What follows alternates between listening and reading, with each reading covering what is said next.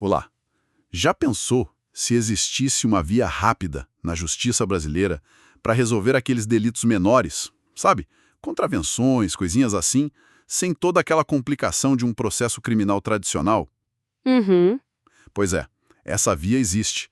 E hoje a gente vai explorar como ela funciona, mergulhando na Lei 9.099, de 1995. Exato. Vamos dar uma olhada nos juizados especiais criminais, os GCRIMs, né? E entender o que é esse tal de procedimento sumaríssimo. A base para nossa conversa vai ser a própria lei e alguns comentários sobre como ela é aplicada no dia a dia. Isso.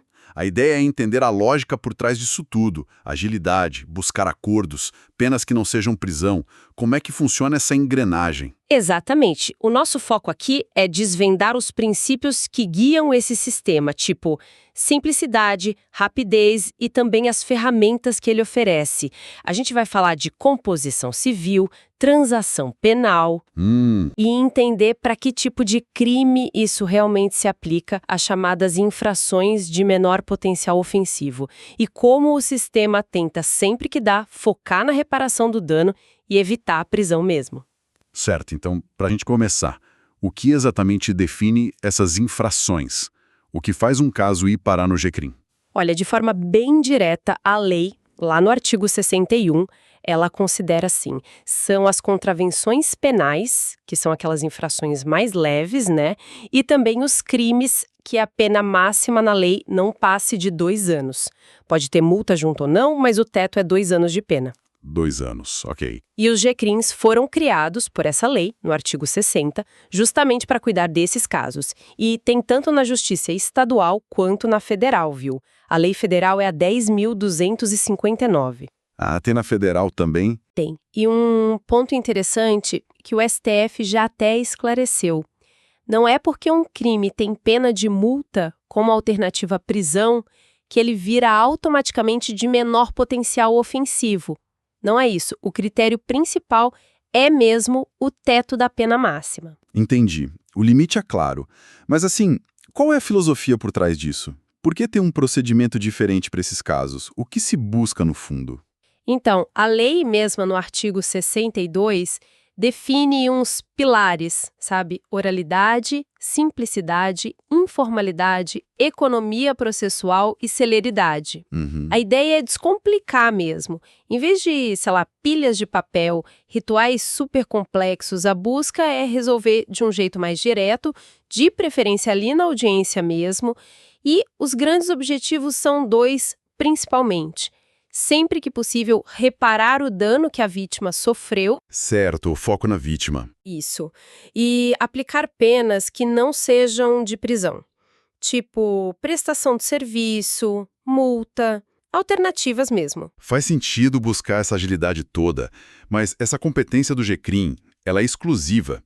Quer dizer, um crime com pena de até 2 anos vai sempre, obrigatoriamente, ser julgado lá. Ótima pergunta. Porque a resposta é não, não é sempre.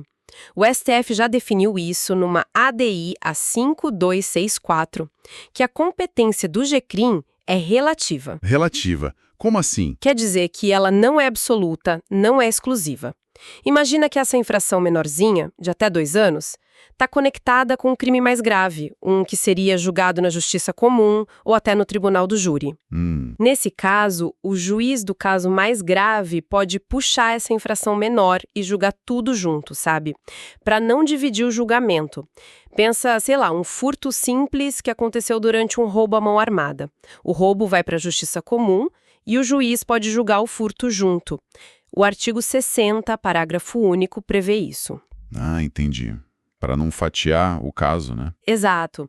Mas olha que importante. Mesmo quando o caso vai para a justiça comum, por causa dessa conexão, a lei manda que, para infração menor, ainda se tente aplicar os mecanismos de acordo do GCRIM. Ah, mesmo fora do GCRIM? Sim, se couber, claro. Tem que tentar a composição civil, a transação penal.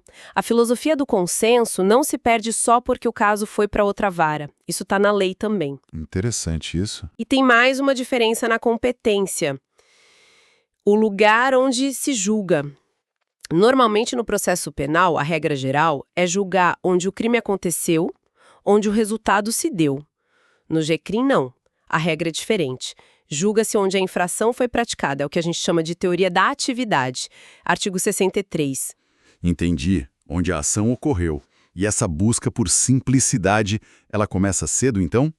Antes mesmo de ter um processo formal. Começa assim, logo no registro da ocorrência. Em vez daquele inquérito policial, que às vezes é bem demorado e complexo, Sim, o inquérito. a autoridade policial, geralmente, ela lavra um termo circunstanciado de ocorrência, o famoso TCO. É um registro bem mais simples, mais rápido, coloca ali um resumo do que aconteceu, quem falou o quê e o compromisso do suposto autor de comparecer lá no juizado. É o artigo 69 que fala disso. TCO. A gente ouve falar bastante. Pois é. E tem uma regra interessante no parágrafo único desse artigo. Se o autor do fato se compromete a ir ao juizado, ou se ele já é levado para lá na hora, em geral não tem prisão em flagrante nem precisa pagar fiança. Ah, isso é importante. Facilita, né? Mas claro, isso não é uma regra absoluta. Se a investigação for mais complexa, mesmo numa infração menor, nada impede que se abra um inquérito policial normal para apurar melhor os fatos.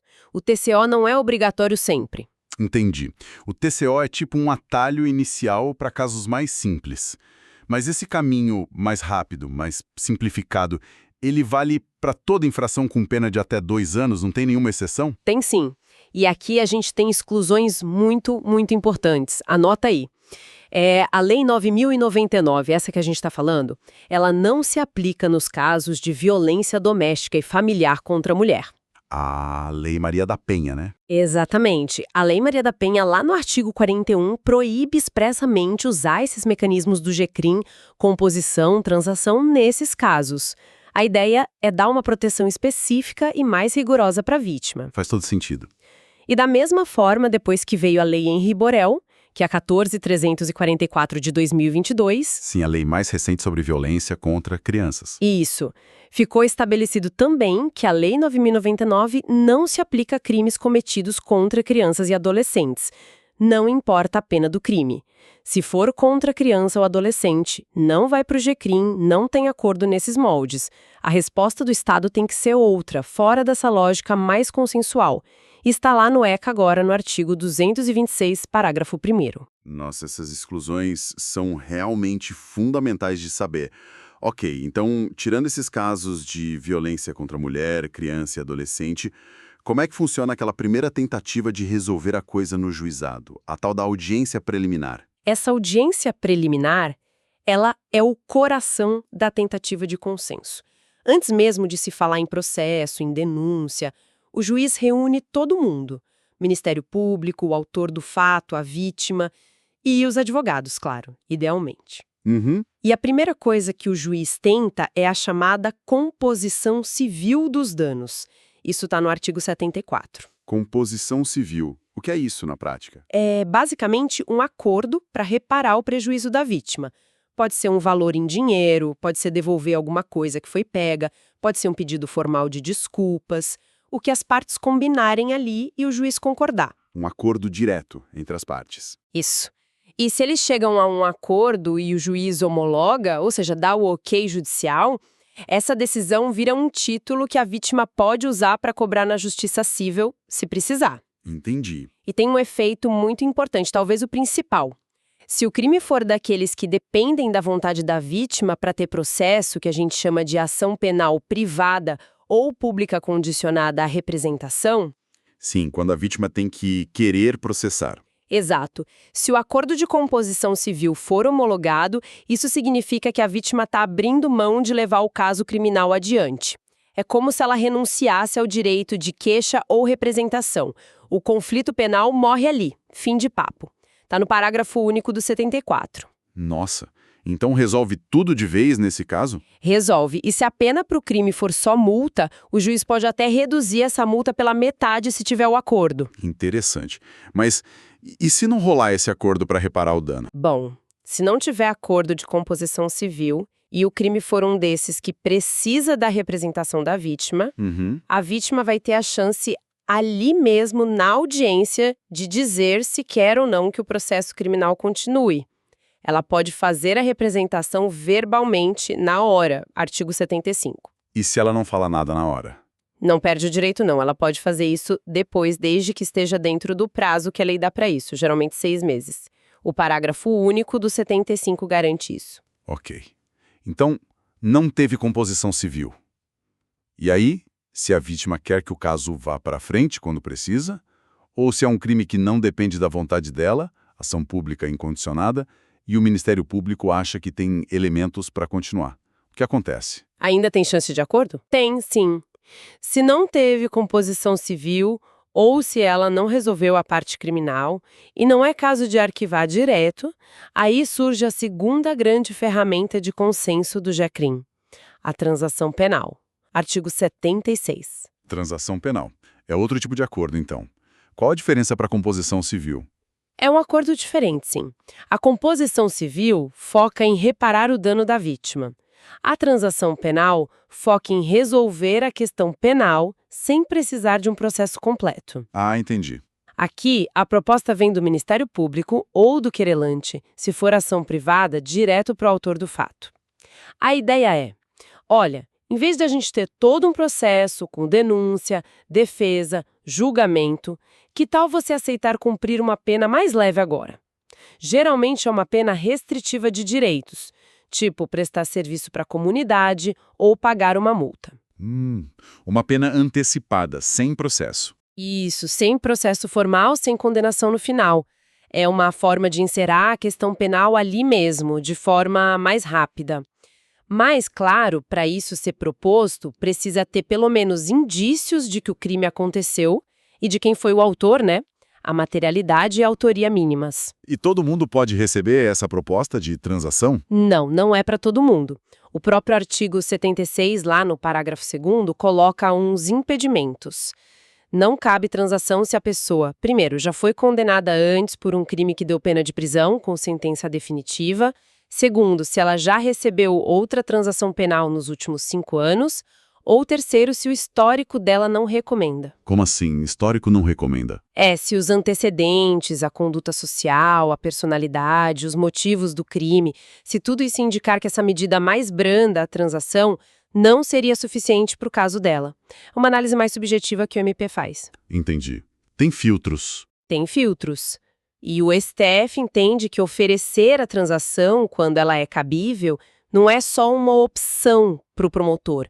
É um poder-dever, ou seja, se a pessoa preenche os requisitos objetivos e não tem esses impedimentos, o MP tem que oferecer a proposta. Isso é interessante porque muda um pouco aquela ideia de que o MP é sempre obrigado a acusar, né? Exatamente. É uma mitigação do princípio da obrigatoriedade da ação penal.